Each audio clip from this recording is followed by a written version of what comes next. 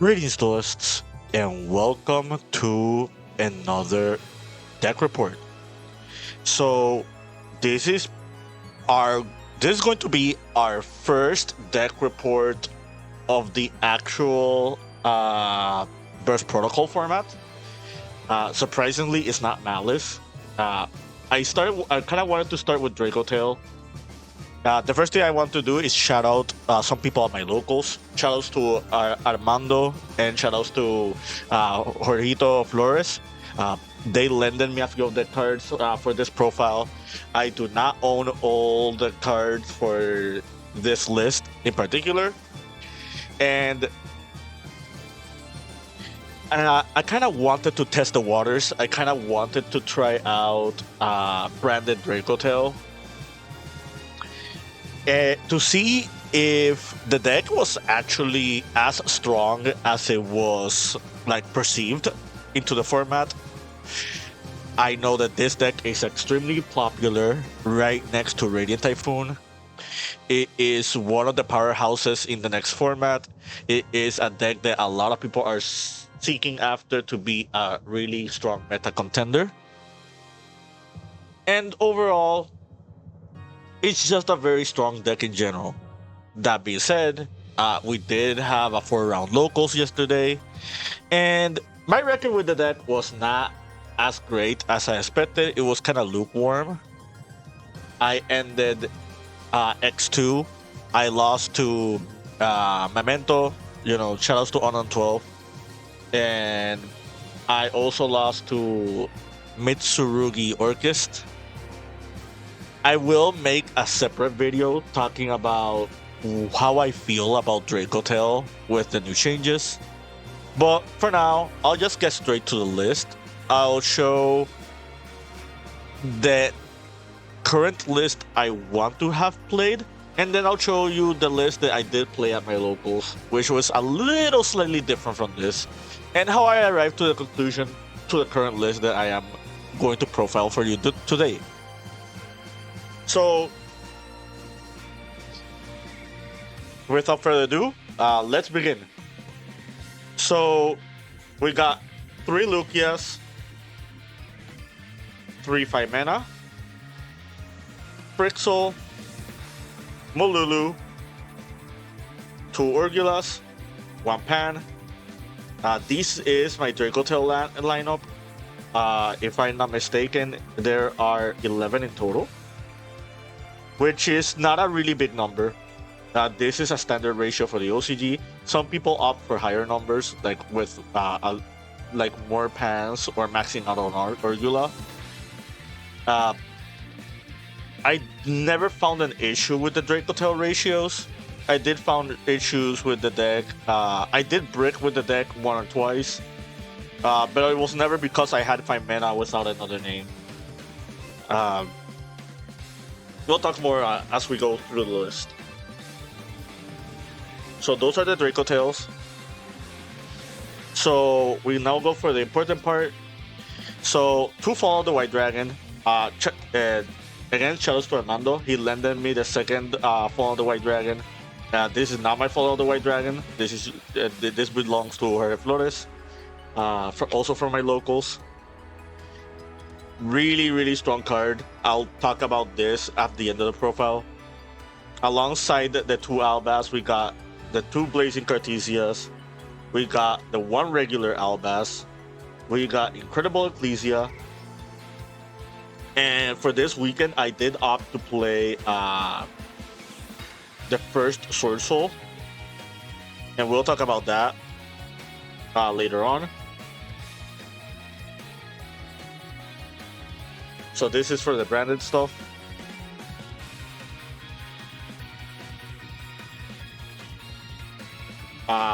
So for hand traps, we got 3 Fualos, 3 Ash, 2 Bell, 1 Veiler, 1 Nibiru, 1 Magnamut, and 1 meta call I did make for this weekend was I played 2 Mourners.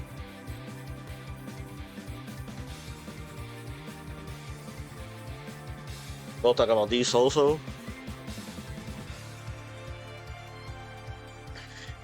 For spells, we played the 3 Rahu, 1 Ketu, 2 Branded Fusion, and 2 Fallen of the Virtuous.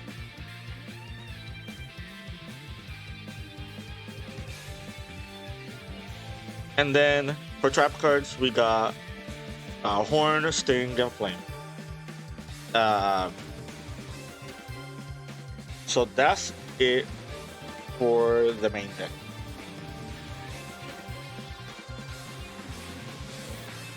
For the extra deck, we got 3 Arthalions. Shoutouts to Francisco from my locals for hooking me up with the 3rd Starlight Rare. 1 Gulamel, 1 Chaos, 1 Secretarian Dragon, 1 Sanctifier, 1 Mirror Jade, Ridbrum, Albion, Titanic Lad, Dogma, Dusk Dragon, and then we got Incredible Ecclesia. For this event, I did play Alba Lanatus.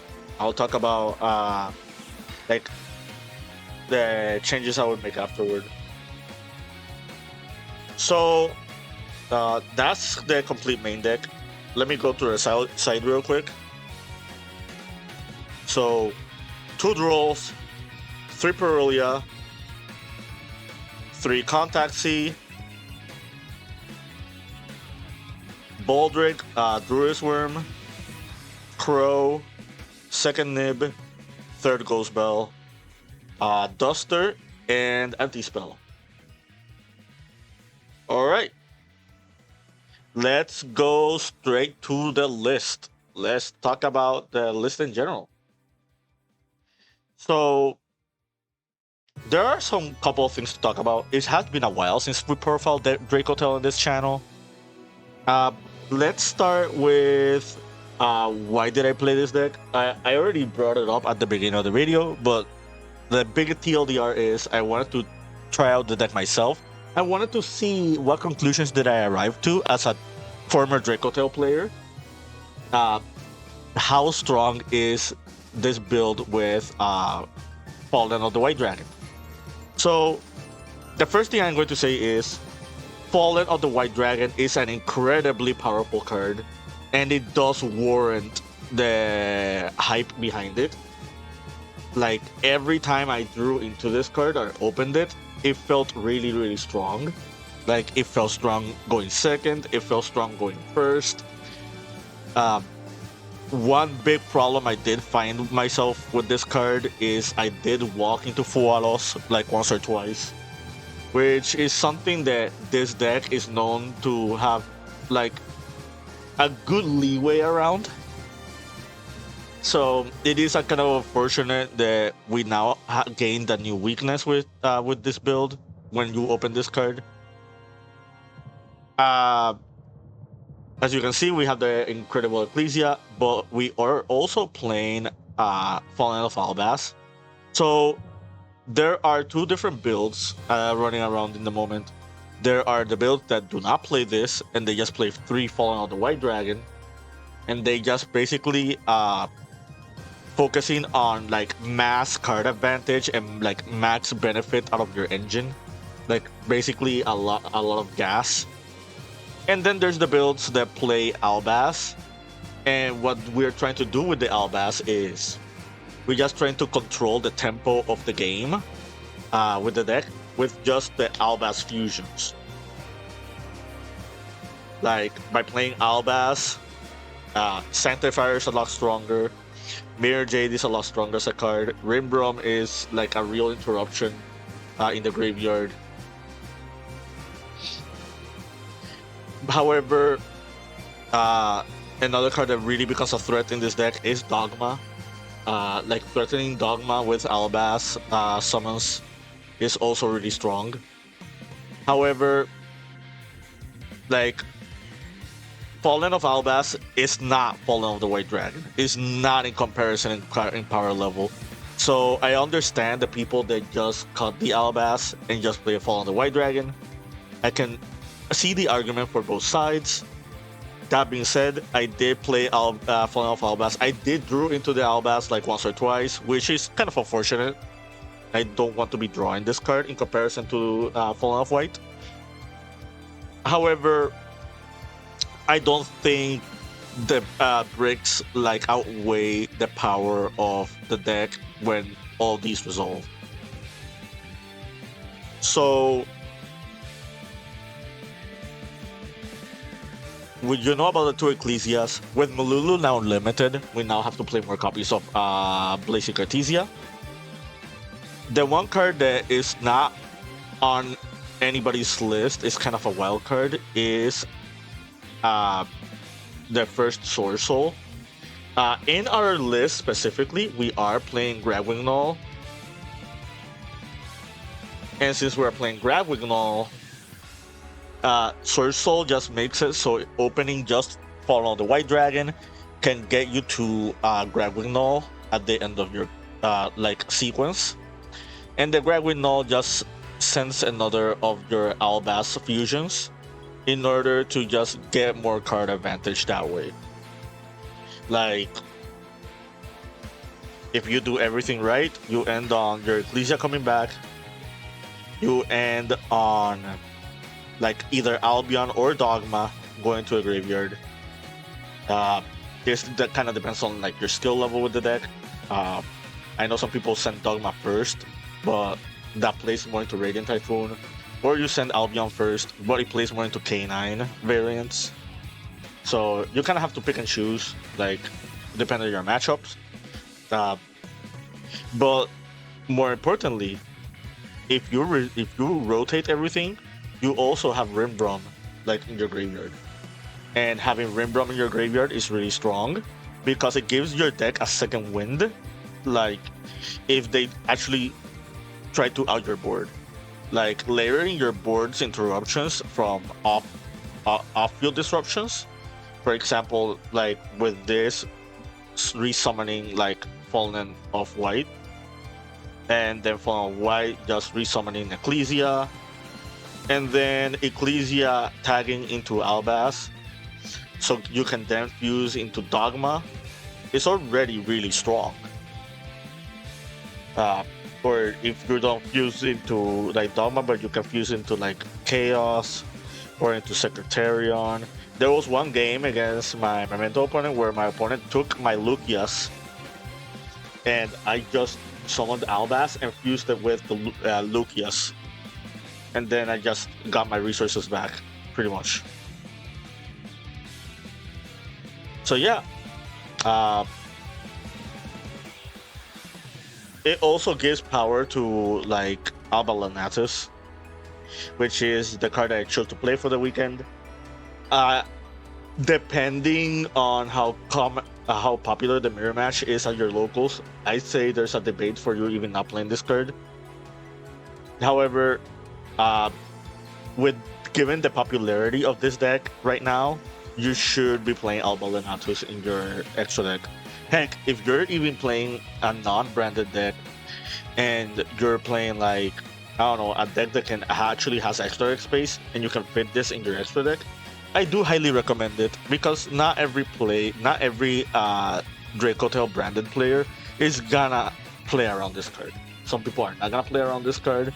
They're going to have either Fallen of the White Dragon or Albaz face up on board, and then you capitalize it by just taking off their board. Very similar to how it was done against Crystron when they had Cyber Dragon Infinity and they didn't play into Mega Fleet. Pretty similar. So there is an argument or a debate for playing 3 Cartesias. I felt like 2 was good enough. By playing 2 Albaz and 2 Ecclesias, it's pretty much like playing 4 copies of Ecclesia because you're almost always going to try to get to Blazing Cartesia with the Fall of the White Dragon.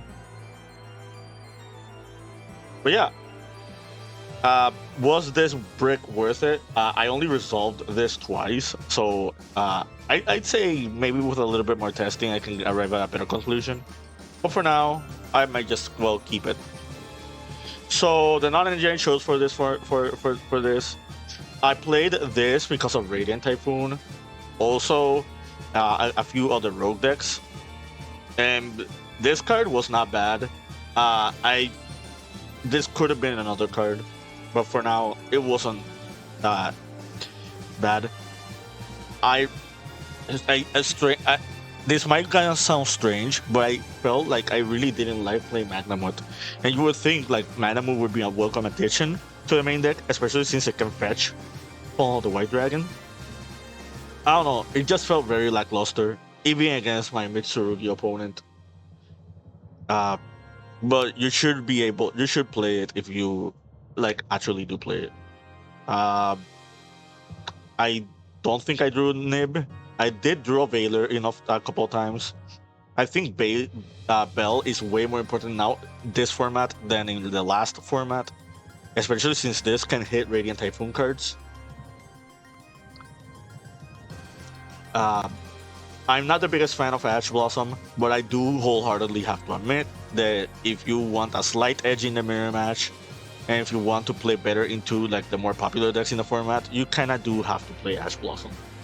And this is one of the better decks that can play multiple hand traps. And then we got Fuaros. I also don't think I have to explain this. I know some people are playing Perulia in the main deck. I just didn't feel comfortable with Perulia in the main.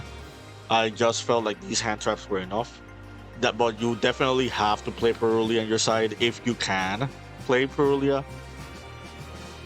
Draw kind of feels like Luster, and I know that I'm bringing that up when I faced Memento and like Mitsurugi Orchest, but like even with those matchups existing, I just didn't feel Droll was very, very strong into like a game that turn ended level.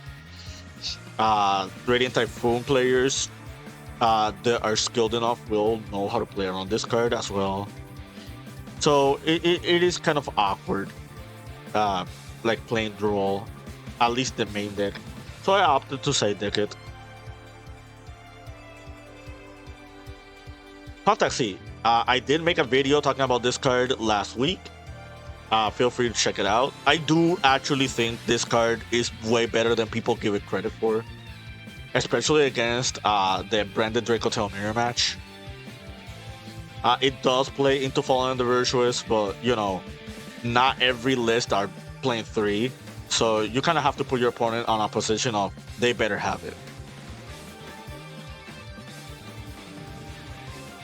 And not much else to say. The third goes well. The second Nibiru I think is warranted. I don't know how I feel about DD Crow. I did open it against my Mitsurugi Orchest opponent, but this was not enough. I didn't get to draw these, so I can't comment on these. And these are just really strong going first cards against Radiant Typhoon and or the mirror match. Like this alongside like a Dracotail Flame is pretty strong, if I do say so myself. This list doesn't play that many spell cards, and like in your combos involving Fallen the Virtuous, you're just going to set another one. So you should realistically be playing around this card easily. Worst case scenario, you can just Fallen the Virtuous your own anti-spell. Alright, so closing thoughts before I talk about like another potential option that I have. So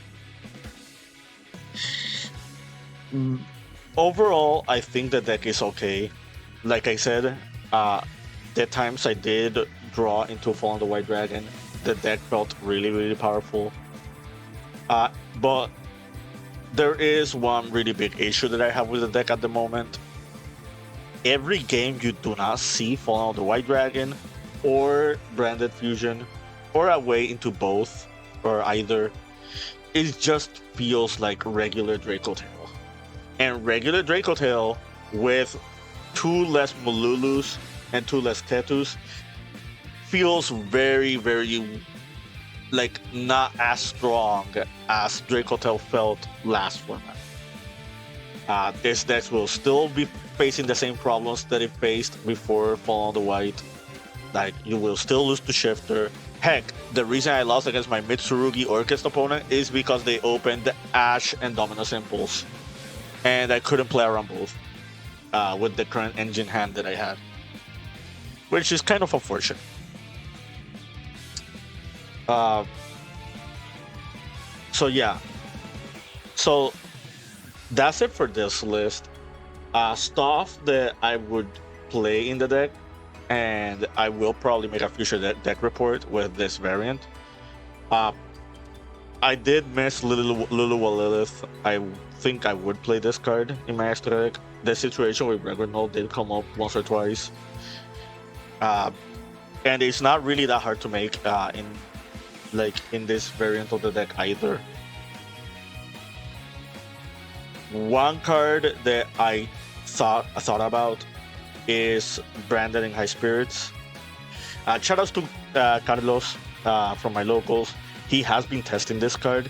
Not a lot of hybrid builds of Branded are playing this. Mostly the pure builds are playing this. I really do think this card is really good. I think this card is very strong for what it provides for the deck. This can just search you Fallen on the White Dragon. And imagine if you open this alongside a Fualos, right? Fualos is a card you really don't want to open with because it's not that good going first. And most Dracotail plays involve like funneling out this card to trade it for other cards.